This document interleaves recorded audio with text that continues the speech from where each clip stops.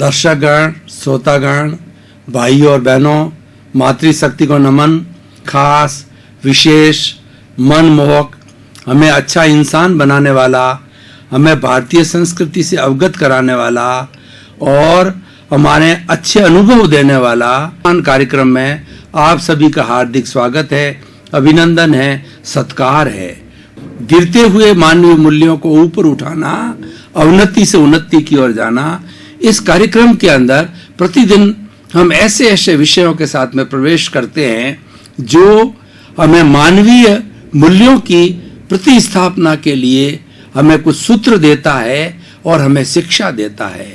इसी क्रम में आज हम एक अद्भुत विषय को लेकर के प्रस्तुत हो रहे हैं।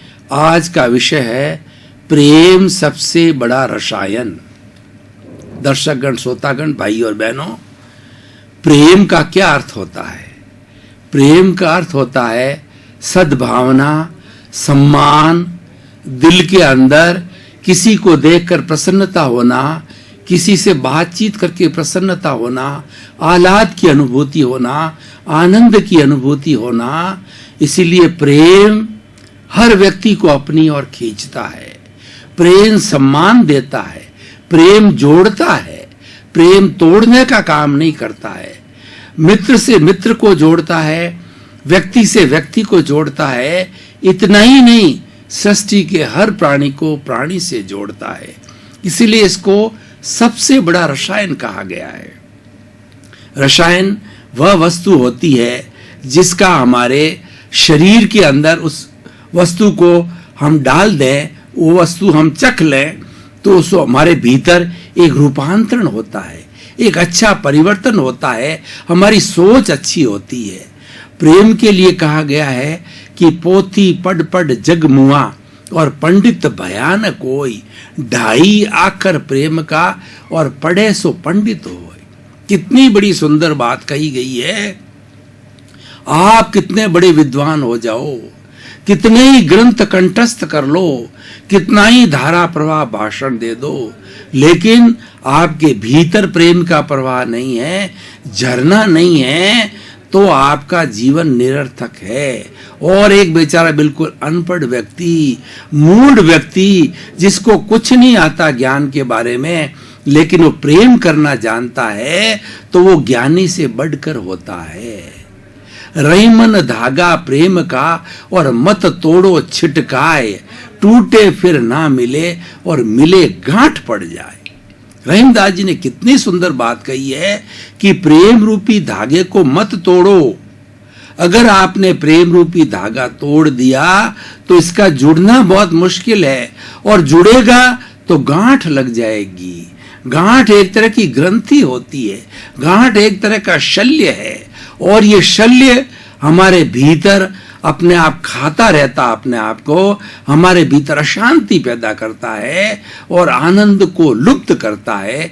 इसीलिए भाई और बहनों, दर्शकगण, श्रोतागण, स्वयं से प्रेम करो, अपने परिवार से प्रेम करो, माता पिता से प्रेम करो, अपनी संतान से प्रेम करो, और 7 अरब की जनसंख्या के लोगों से प्रेम करो। इतना ही नहीं, इस चराचर जगत के अंदर 84 लाख जीवा योनियों से प्रेम करना सीखो। प्रेम का एक अर्थ होता है मैत्री। जहां पर प्रेम और मैत्री होती है, वहां दुर्भावना नहीं होती है। अपना सच में से जा मैतिंग भूएसु कप्पे, स्वयं सत्य खोजो। और स्वयं सत्य कैसे मिलेगा? सबके साथ मैत्री करो। इस 84 लाख जीवा योनि में जितने भी जीव है, जितने भी आत्माएं हैं, उन सब के साथ हम मैत्री करेंगे, उनको आत्मतुल्यवत समझेंगे, हमारी आत्मा जैसी समझेंगे, तो सहज ही उनका हमारे प्रति सम्मान होगा, प्रेम होगा। और जहां पर कहा जाता है कि प्रेम में सब जायज है, प्रेम किया जाता है, वो शर्तों से नहीं होता है। प्रेम अनकंडीशनल होता है। माँ का प्रेम, भाई का प्रेम, पिता का प्रेम, गुरु का प्रेम और ईश्वर का प्रेम। बंधुओं, हर एक को प्रेम करना चाहिए। और प्रेम अगर ये स्रोत मिल जाता है, स्रोत फूट जाता है, तो बस आनंद ही आनंद है। हमारे रामायण के अंदर सबरी के बेर आते हैं। भगवान राम और सीता और लक्ष्मण जी 14 साल का वनवास भुगत रहे थे। एक जगह से दूसरी जगह वो पैदल यात्रा करते थे, तो जंगल के अंदर उनको भूख लगी। तो शबरी नाम की जो है एक भीलनी थी, वह इंतजार कर रही थी, वो अपना उद्धार करना चाहती थी कि कब भगवान राम के दर्शन हो और मेरे पास में जो ये बेर है वो बेर उनको अर्पण करूं और मेरी मुक्ति हो। समय आया बंधुओं, भगवान घूमते घूमते उसकी झोपड़ी में आए और उनके बेरों को खाया। तो सबरी के बेर जो है वो रामायण के अंदर प्रसिद्ध हो गए, क्योंकि भगवान की कृपा हुई, भगवान का प्रेम बरसा सबरी पे और सबरी उस प्रेम से निहाल हो गई और वह अपने सब कर्मों से मुक्त हुई और उसका उद्धार हुआ। क्योंकि भगवान जहाँ जाते हैं, जिसका स्पर्श करते हैं, जिसका आहार लेते हैं, उसका उद्धार निश्चित है। भाई और बहनों, अगर 7 अरब की जनसंख्या प्रेम का पाठ पढ़ ले तो ये आज जितनी समस्याएं, हमारी बर्निंग इश्यूज आजकल चल रहे हैं, आतंकवाद, असंवेदनशीलता, हिंसा, मार काट, तिरस्कार, और ये सारी चीजें जो है स्वतः ही समाप्त हो जाए। क्योंकि हम अगर किसी से प्रेम करते हैं तो क्या हम उसका गला काट सकते हैं? कभी नहीं। हम जिससे प्रेम करना प्रारंभ कर सकते हैं तो क्या हम उसके साथ धोखा दे सकते हैं? कभी नहीं बंधुओं। जिसके साथ प्रेम का ताता जुड़ जाता है वहां पर व्यक्ति उसका अहित सोच ही नहीं सकता, क्योंकि प्रेम के अंदर वह योग्यता है, वह क्षमता है कि वह कटुता को समाप्त करती है। भाई और बहनों, दर्शकगण, श्रोतागण, मैं आपको एक उदाहरण के द्वारा बताना चाहता हूं कि ऐसे ऐसे किस्से हमारी संस्कृति और हमारे जो ग्रंथों में आते हैं कि बहुत बड़ी शत्रुता एक दूसरे के बीच के अंदर हो गई, लेकिन उस व्यक्ति के अंदर समझ पैदा हुई, विवेक पैदा हुआ और वह व्यक्ति अपना जो दुश्मन था उसके पैरों में जाकर के गिड़गिड़ाया और वह किसी तरह का झगड़ा नहीं चाहता था, टंटा नहीं चाहता था। उसके बीच भी उसके भीतर प्रेम का बीज वपन हुआ। इस कारण उसने प्रणाम किया और प्रायश्चित किया, गिड़गिड़ाया कि मुझे क्षमा करो मेरे मित्र, मेरे से बहुत बड़ी गलती हुई है, भविष्य में मैं गलती नहीं करूंगा, इस गलती का मैं बहुत बार बार प्रायश्चित करता हूं, आपसे क्षमा मांगता हूं।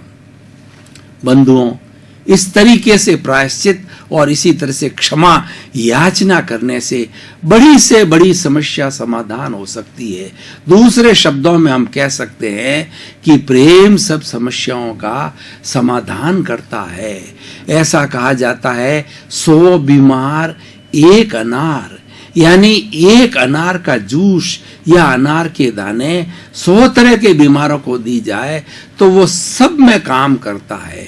अनार एक ऐसा फल है जो हर बीमारी को ठीक करता है, इसीलिए 100 बीमार एक अनार कहा गया है।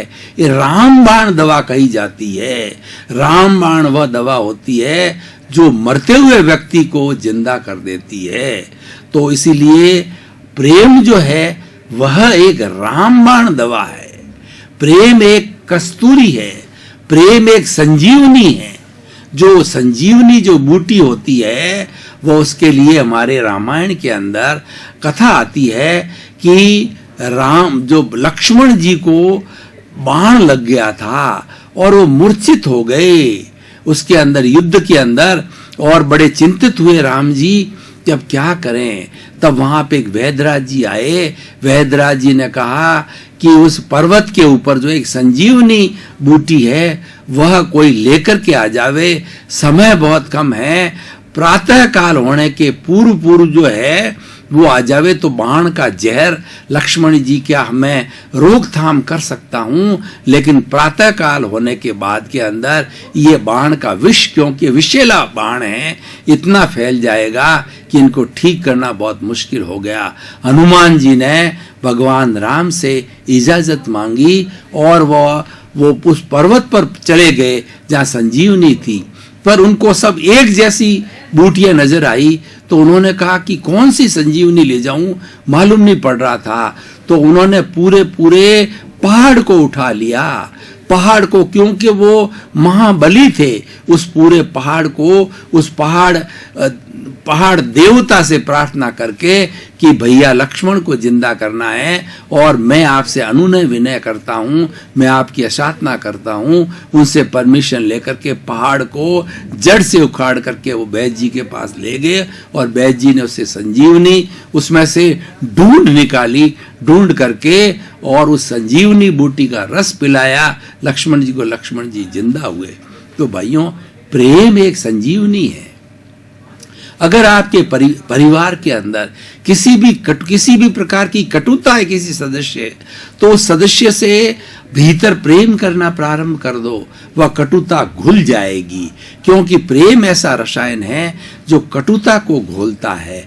आज समय आ गया है कि हमारे छोटे छोटे बच्चों को, युवाओं को प्रेम करने का संदेश देना चाहिए। करने से आता है। अगर हमारी युवा पीढ़ी जो सीनियर सिटीजन से, वरिष्ठ नागरिक है, उम्र में अपने से बड़े हैं, उनको प्रणाम करना और उनका सम्मान करना, उनकी बातों को ध्यान से सुनना और उनके अनुभव का फायदा उठाना, तो सहज ही जो हमारे वरिष्ठ नागरिक जन हैं उनका हमारी युवा पीढ़ी के प्रति, बच्चों के प्रति प्रेम जागृत होगा और उनको आशीर्वाद दिया जाएगा। तो स्नेह ऐसी चीज है जो कि बहुत बड़ा रसायन है, ये परिवर्तन ला जाता है। स्नेह को घी की उपमा दी गई है। घी एक ऐसा पदार्थ है जो कि हमारे दूध से बनता है और अत्यंत ताकतवर होता है। यदि व्यक्ति रोज शुद्ध गाय का घी पीता रहे तो उस स्नेह को पाकर के उसका शरीर एकदम कंचन सोने जैसा बन जाता है, कोमल हो जाता है, उनके मसल्स के अंदर कोई अकड़न जकड़न नहीं होती है, बुद्धि तेज हो जाती है, ताकत बढ़ जाती है। तो भाइयों और बहनों, दर्शकगण, श्रोतागण, वो स्नेह घी है, तो ये प्रेम भी वैसा ही स्नेह है। आप जिस पर उड़ेल देते हो तो वो धन्य धन्य हो जाता है। भगवान का किसी को प्रेम जो है, वो मीरा को कृष्ण के प्रति प्रेम हो गया था और वो हर वक्त गाती रहती थी कि मेरे तो प्रभु गिरधर गोपाल, दूसरो न कोई। उसके मेरा तो पति है, मेरा जो सर्वस्व है वो गिरधर गोपाल है, और उसकी यादगार के अंदर वो नाचती रहती थी, प्रेम के अंदर इतनी मग्न हो जाती थी कि कृष्ण भगवान से एकाकार हो जाता था। तो उस पर कृष्ण की भक्ति जो है, कृष्ण की स्नेह बरसता था कि मीरा को उनके खुद के जो है रतन सिंह जी ने जो है वो जब वो भक्ति छुड़ाने के लिए जहर का प्याला दिया, लेकिन वो भगवान की कृपा से, भगवान के स्नेह से जो है जहर का प्याला एक अमृत बन गया। भाई और बहनों, दर्शकगण, श्रोतागण, प्रारंभ से हमारे जो बच्चे हैं उसकी प्रथम पाठशाला माँ होती है। वैसे हर माँ करुणा की मूर्ति होती है, लेकिन माँ को जो है अपने बच्चों के प्रति प्रेम करना चाहिए। आप देखिए कि अगर मान लो एक बिल्ली है, उसके बिल्ली ने 4-5 बच्चों को जन्म दिया, तो बिल्ली तो मुंह से उठा करके बच्चे को एक जगह से दूसरी जगह स्थानांतरित करती है, लेकिन अपने बच्चे को इस तरीके से मुंह से पकड़ के ले जाती है दांतों के बीच के अंदर कि उसको किसी प्रकार का कष्ट न हो, क्योंकि उसके प्रति प्रेम होता है। और वही बिल्ली अगर मुंह के अंदर चूहा आ जाता है तो उस चूहे को दांतों से कतर कतर करके वो खा जाती है, क्योंकि उसके प्रति प्रेम नहीं है, उसके प्रति द्वेष है और अपने बच्चे के प्रति प्रेम है। ये स्नेह जो है एक ऐसा माध्यम है, स्नेह एक ऐसा रसायन है जो कि संसार को जोड़े हुए है। अगर संसार में प्रेम न हो तो ये संसार नहीं बन सकता, और संसार को जोड़ने वाला ही प्रेम है। इसलिए भाई और बहनों, दर्शकगण, श्रोतागण, हमारी पुरानी जो विद्या थी, जो कि गुरुकुल प्रणाली कही जाती थी, तो गुरुकुल प्रणाली के अंदर जो गुरु होते थे, वशिष्ठ महर्षि नाम के बड़े बड़े गुरु होते थे, वो गुरु वाल्मीकि जी, वो गुरु अपने बच्चों को यानी अपने स्टूडेंट्स को बड़े प्रेम से पढ़ाते थे, उनको पुत्रवत समझते थे। उस प्रेम के कारण जो इतने बच्चे अपनी शिक्षा में तो पारंगत होते थे, लेकिन वो परिपूर्ण हो जाते थे। प्रेम व्यक्ति को परिपूर्ण बनाता है। जिन घरों के अंदर बच्चों को प्रेम नहीं मिलता है, जिन बच्चों को ताड़ना मिलती है, वो बच्चे आगे जाकर के अपराधी हो जाते हैं, उच्छृंखल हो जाते हैं और कई तरह की बदमाशियां प्रारंभ करते हैं। लेकिन जिस बच्चे को प्रारंभ से स्नेह और प्रेम मिलता है, वो तृप्त रहता है, वो अच्छा इंसान बनता है और सबसे प्रेम करता है। प्रेम वही कर सकता है जिसके भीतर करुणा हो, जिसके भीतर प्रेम का झरना हो और वो सबसे प्रेम करता हो। वही प्रेम को बांट सकता है, वही लोगों से प्रेम कर सकता है और लोगों का स्नेह प्राप्त कर सकता है। तो हमारी जो शिक्षा प्रणाली वर्तमान की है, उसके अंदर जो अपराध बढ़ रहे हैं, शिक्षा इतनी जो आज के युगानुकूल शिक्षा है, जो इंटरनेट के माध्यम से ली जाती है और कई कई प्रयोगों के माध्यम से शिक्षा दी जाती है, वो साधन पहले नहीं थे। लेकिन आज उस साधन के साथ में प्रेम नहीं परोसा जाता। जो शिक्षा दी जाती है वो प्रेम पूर्वक, आदर पूर्वक, अनुशासन पूर्वक नहीं दी जाती है। इसीलिए आज की जो पीढ़ी है ना, वो अच्छा इंसान नहीं बनती है, नाम मात्र का इंसान बनती है और आगे जाकर के कोई बहुत बड़ा विकास नहीं कर सकता है। इसीलिए हम चाहते हैं कि व्यक्ति आनंद की प्राप्ति करे, प्रसन्नता की प्राप्ति करे, तो उसको अपने आप के अंदर जो प्रेम का स्रोत फूट रहा है, उस प्रेम के स्रोत को विकसित करना चाहिए, उस प्रेम के स्रोत को ढूंढ करके प्रज्वलित करना चाहिए, प्रवाहित करना चाहिए, उसका प्रवाह सतत रहना चाहिए। सतत प्रेम का प्रवाह का अर्थ यह है कि 84 लाख जीव जंतु, कीड़े मकोड़े, बिल्ली, हाथी, ऊंट, पेड़ पौधे, मनुष्य, नारकी, देवता, सबके साथ में स्नेह करो, प्रेम करो और प्रेम करने से जो है उनके प्रति दया का भाव आता है, उनके प्रति सहयोग का भाव आता है। इसीलिए प्रेम को सबसे बड़ा रसायन कहा गया है और प्रेम के साथ साथ में अनुशासन होना बहुत जरूरी है।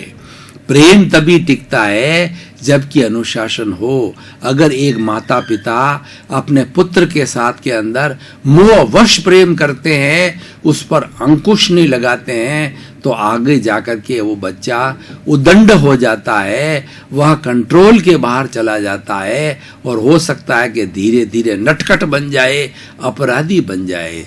तो इसीलिए माता पिता को एक कुम्हार की तरह कार्य करना चाहिए। भाई और बहनों, दर्शक गण, कुम्हार घड़ा कैसे बनाता है कि जो चिकनी मिट्टी होती है, उस चिकनी मिट्टी को चाक के ऊपर जो है ना घुमा करके और एक घड़ा बनाया जाता है। उसको समतल करने के लिए, सुडौल करने के लिए, उसको पूरा वॉल्यूमेट्रिक बनाने के लिए उसके भीतर जो खोखला होता है, तो कुम्हार हाथ डालता है और नीचे हाथ रहता है, ऊपर चोट मारता है, थपकी देता है, उससे घड़ा बनता है और वो पकता है और मजबूत होता है। तो हमारे गुरु क्या करते हैं? गुरु शिष्य को ताड़ना देते हैं, लेकिन भीतर वो जो कुम्हार जैसे भीतर सपोर्ट रखता है, प्रेम रूपी सपोर्ट के साथ में उनके दोनों पक्ष चलते हैं।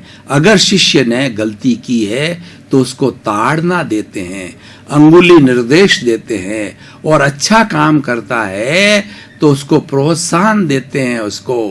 तो ये प्रोत्साहन और ताड़ना दोनों साथ साथ चलने चाहिए, इससे संतुलन होता है। और इसके बीच की कड़ी है वो प्रेम है। प्रेम एक ब्रिज का काम करता है। प्रेम ताड़ना देना भी सिखाता है और प्रेम जो है स्नेह देना भी सिखाता है, अनुशासन भी सिखाता है, वात्सल्य भी सिखाता है।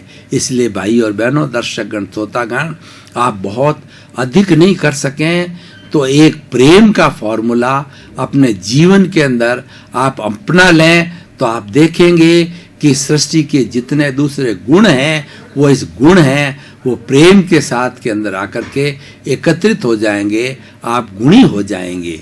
जो व्यक्ति प्रेम करना जानता है वह कभी व्यक्ति हिंसक नहीं हो सकता, वह व्यक्ति किसी का अन्याय नहीं कर सकता, वह व्यक्ति किसी का शोषण नहीं कर सकता, और वह व्यक्ति झूठ नहीं बोल सकता, वह व्यक्ति बेईमान नहीं हो सकता, वह व्यक्ति आचारहीन नहीं हो सकता। तो देखिए प्रेम कैसा गुण है जो सभी गुणों की जननी है, इसीलिए इसको सबसे बड़ा रसायन कहा गया है। हमारे शरीर के भीतर कई तरह के रसायन होते हैं। हमारे एंडोक्राइन ग्लैंड्स होती है जो कि डक्टलेस कहलाती है, यानी उसके छेद नहीं होते हैं, लेकिन उनसे बहने वाला स्राव जो है, उसके संपर्क में आने वाला ब्लड है, उस ब्लड के अंदर वो स्राव मिक्स होते रहते हैं। सीरोटोनिन एक ऐसा स्राव है जो कि प्रसन्नता देता है। उसी तरीके से भीतर अगर हमारे प्रेम का झरना बह रहा है, स्रोत बह रहा है, तो आप स्वयं आनंदित होंगे और आपके साथ में रहने वाला, सबके साथ में आप अच्छा व्यवहार करेंगे तो साथ में रहने वाले महसूस करेंगे कि व्यक्ति हमारे लिए कितना प्रेम रखता है, कितना स्नेह रखता है, सम्मान रखता है। दर्शकगण, श्रोतागण, भाई और बहनों, आपके प्रति बहुत बहुत कृतज्ञता, धन्यवाद, साधुवाद। आप प्रतिदिन बहुत अधिक संख्या में कार्यक्रम को देख रहे हो। इस कार्यक्रम आज शहर में टीवी पर चर्चा का विषय बन गया है, और इसका कारण ये है, इसके अंदर प्रतिदिन नए नए विषयों के ऊपर हमें प्रेरणा दी जाती है, हमें सलाह दी जाती है। जगत कल्याण करना, सर्वे भवन्तु सुखिनः, सर्वे भवन्तु निरामया। आपके प्रति मंगल भावना, शुभकामना। आपका जीवन आनंदमय हो, मंगलमय हो, प्रेममय हो, समतामय हो, और खूब आप आनंद के साथ जीवन जीते हुए समस्त संसार की सेवा करें।